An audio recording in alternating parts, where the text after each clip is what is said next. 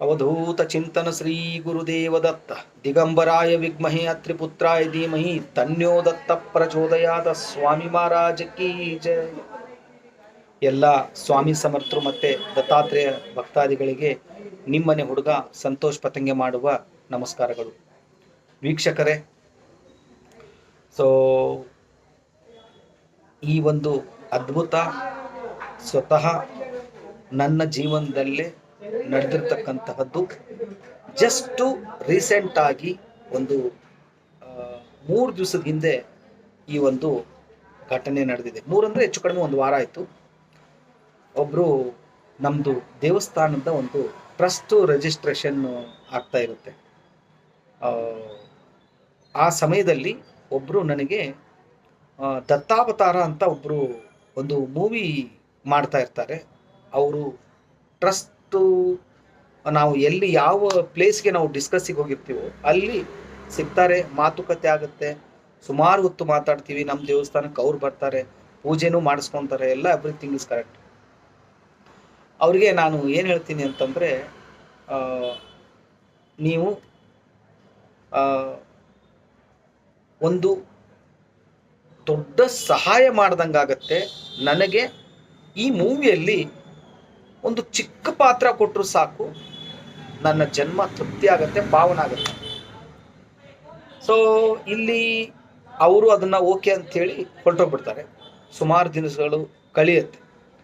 ಕಳೆದ್ಮೇಲೆ ನನ್ನ ಮನಸ್ಸಲ್ಲಿ ಒಂದು ಆಸೆ, ತುಂಬಾ ದೊಡ್ಡ ಆಸೆ ಇತ್ತು. ನಾನು ಆ ಮೂವಿಯಲ್ಲಿ ಆ್ಯಕ್ಟ್ ಮಾಡಬೇಕು ಅಂತ. ಎಷ್ಟು ಬ್ಯೂಟಿಫುಲ್ಲಾಗಿ ಕೋ ಇನ್ಸಿಡೆಂಟ್ ಆಗುತ್ತೆ ಅನ್ನೋಕ್ಕಿಂತ ಮುಂಚಿತವಾಗಿ ಇದು ಮಹಾರಾಜರ ಕೃಪಾಶೀರ್ವಾದದಿಂದಾನೇ ನಡೆದಿದೆ. ಅವ್ರು ಏನು ಮಾಡ್ತಾರೆ, ಆ ಸ್ಟೋರಿಗೆ ಸಂಬಂಧಪಟ್ಟಿರ್ತಕ್ಕಂಥ ಒಂದು ಸ್ಕ್ರಿಪ್ಟ್ನ ಟೈಪಿಂಗ್ ಮಾಡಿಸ್ಕೊಳ್ಳೋಕ್ಕೆ ಒಂದು ಅಂಗಡಿಗೆ ಹೋಗ್ತಾರೆ. ಅವರು ಕೂಡ ದತ್ತ ಮಹಾರಾಜರ ಭಕ್ತರೆ. ಅವರಿಗೆ ಪಾರಾಯಣದ ಪುಸ್ತಕ ಬೇಕಾಗಿರುತ್ತೆ. ಪಾರಾಯಣದ ಪುಸ್ತಕ ನನ್ನ ಹತ್ರ ಇದೆ. ಡೈರೆಕ್ಟರ್ ಆಗಿರ್ತಕ್ಕಂಥ ಸತೀಶ್ ರೆಡ್ಡಿ ಅವರು ನನಗೆ ಫೋನ್ ಮಾಡ್ತಾರೆ, ಸಂತೋಷ್ ಈ ಥರ ಒಂದು ಒಬ್ಬರಿಗೆ ಗುರುಚರಿತ್ರೆ ಪಾರಾಯಣ ಬುಕ್ ಬೇಕಾಗಿದೆ. ಅವರು ಸ್ಕ್ರಿಪ್ಟ್ ರೆಡಿ ಮಾಡ್ತಾ ಇರೋದು ಕತೆ ಏನು ಅಂತಂದರೆ, ದತ್ತಾತ್ರೇಯ ಮಹಾರಾಜರಿಗೆ 6 ಜನ ಶಿಷ್ಯರಿರ್ತಾರೆ. ಆ ಕಾನ್ಸೆಪ್ಟೇ ಅವರು ಟೈಪಿಂಗ್ ಮಾಡಿಸ್ತಾ ಇರ್ತಾರೆ. ಅವ್ರಿಗೂ ನನಗೂ ಡಿಸ್ಕಸ್ ಸುಮಾರು ಹೊತ್ತು ಆಗುತ್ತೆ. ಆದಮೇಲೆ ಅವರು ಟಕ್ ಅಂತ ಫ್ಲ್ಯಾಶ್ ಆಗುತ್ತೆ. ಸೊ ಶಿಷ್ಯನ್ ಕ್ಯಾರೆಕ್ಟ್ರು ಅದು ಯಾರಿಗೂ ಫಿಕ್ಸ್ ಆಗಿರಲ್ಲ. ಅಂದರೆ 6 ಜನರ ಕ್ಯಾರೆಕ್ಟ್ರಲ್ಲಿ ಒಂದು ಖಾಲಿ ಇರುತ್ತೆ. ಟಕ್ ಅಂತ ಅವ್ರಿಗೆ ಫ್ಲ್ಯಾಶ್ ಆಗುತ್ತೆ, ಈ ಕ್ಯಾರೆಕ್ಟರ್ ಸಂತೋಷ ಕೊಟ್ಬಿಡೋಣ ಅಂತ. ಸೊ ಅವ್ರು ನನಗೆ ಇಮ್ಮಿಡಿಯೇಟ್ ಫೋನ್ ಮಾಡಿ ಹೇಳ್ತಾರೆ, ಇಲ್ಲ ಸಂತೋಷ್, ಒಂದು ದತ್ತಾತ್ರೇಯ ಮಹಾರಾಜರದ್ದು ಶಿಷ್ಯನ್ ಕ್ಯಾರೆಕ್ಟರ್ ಇದೆ, ಆ ಶಿಷ್ಯನ್ ಕ್ಯಾರೆಕ್ಟ್ರು ನೀವೇ ಮಾಡಿ ಅಂತ ಹೇಳ್ತಾರೆ. ಬಟ್ ಒಂದು ವಿಚಾರ ಇಲ್ಲಿ ನಾನು ಏನು ಹೇಳೋಕ್ಕೆ ಇಷ್ಟಪಡ್ತಾ ಇದ್ದೀನಿ ಅಂದರೆ, ನಾನು ಅವ್ರಿಗೆ ಆ್ಯಕ್ಚುಲಿ ಕೇಳಿದ್ದು ಒಂದು ಸ್ಮಾಲ್ ಒಂದು ಸಾರಿ ಬಂದು ಹೋಗುವಂಥ ಒಂದು ಕ್ಯಾರೆಕ್ಟರ್ ಕೇಳಿದ್ದು. ಬಟ್ ದತ್ತ ಮಹಾರಾಜರು ತಮ್ಮ ಒಂದು ಶಿಷ್ಯನ ಕ್ಯಾರೆಕ್ಟ್ರು ನನಗೆ ಸಿಗುತ್ತೆ ಅನ್ನೋದು, ಅದು ನನ್ನ ಕನಸಲ್ಲೂ ಊಹಿಸಿರಲಿಲ್ಲ ನನಗೆ ಆ ಕ್ಯಾರೆಕ್ಟರ್ ಸಿಗುತ್ತೆ ಅಂತ ಹೇಳಿ.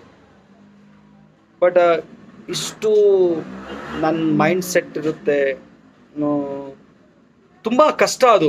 ಈಗ ಡೈಲಾಗ್ ಡೆಲಿವರಿಯಲ್ಲಿ ಏನೋ ಒಂದು ಮಿಸ್ಟೇಕ್ ಆದರೂ ಓಕೆ ಆಗುತ್ತೆ. ಬಟ್ ಇಲ್ಲಿ ಒಂದೇ ಒಂದು ವರ್ಡ್ಸ್, ಒಂದು ಅಕ್ಷರ ಕೂಡ ಚೇಂಜ್ ಆಗೋ ಆಗಿಲ್ಲ.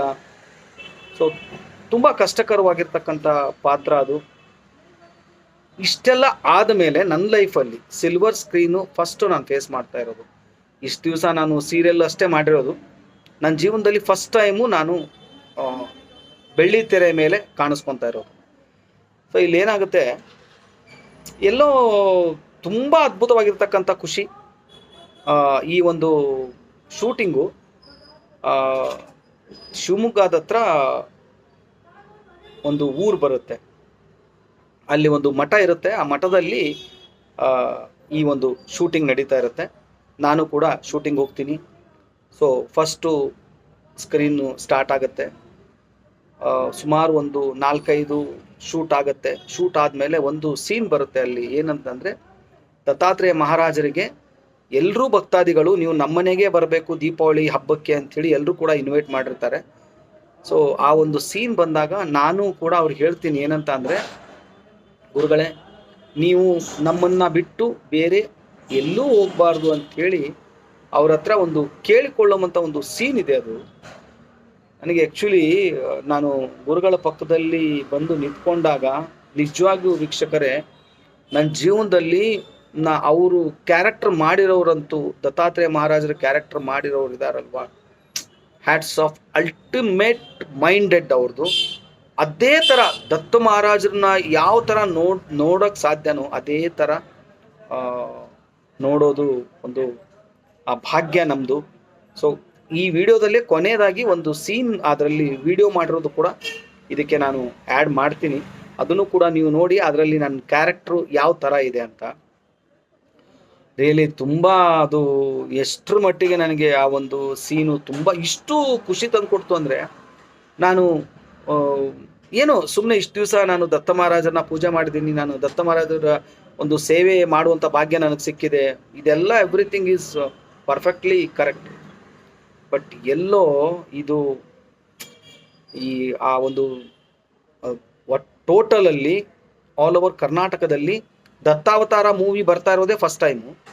ಸೊ ಆ ಮೂವಿಯಲ್ಲಿ ದತ್ತ ಮಹಾರಾಜರ ಶಿಷ್ಯನಾಗಿ ಅವರ ಪಕ್ಕದಲ್ಲಿ ನಿಂತುಕೊಳ್ಳುವಂಥ ಒಂದು ಭಾಗ್ಯ ಅದು ಯಾರಿಗುಂಟು ಯಾರಿಗಿಲ್ಲ ರೀ. ಅದೆಲ್ಲ ಅದಕ್ಕೆ ಸೊ ಫಸ್ಟ್ ಆಫ್ ಆಲ್ ಅದಕ್ಕೆ ಬೆಲೆ ಕಟ್ಟೋಕ್ಕೆ ಆಗಲ್ಲ.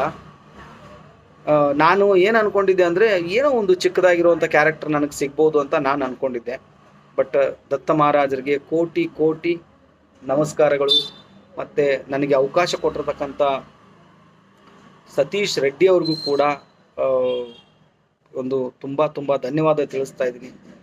ನನ್ನಂಥವನಿಗೆ ಆ ಒಂದು ಅವಕಾಶ ಕೊಟ್ಟಿದ್ದಾರೆ. ಬಟ್ ಇಟ್ಸ್ ನಂಗೆ ಅದು ಎಷ್ಟು ಎಕ್ಸ್ಪ್ರೆಷನ್ ಎಷ್ಟು ಹೇಳಿದ್ರು ಕೂಡ ಕಡಿಮೆನೇ. ನನಗೆ ಆ ಮೂವಿಯಲ್ಲಿ ನನಗೆ ಅವಕಾಶ ಸಿಕ್ಕಿರೋದು.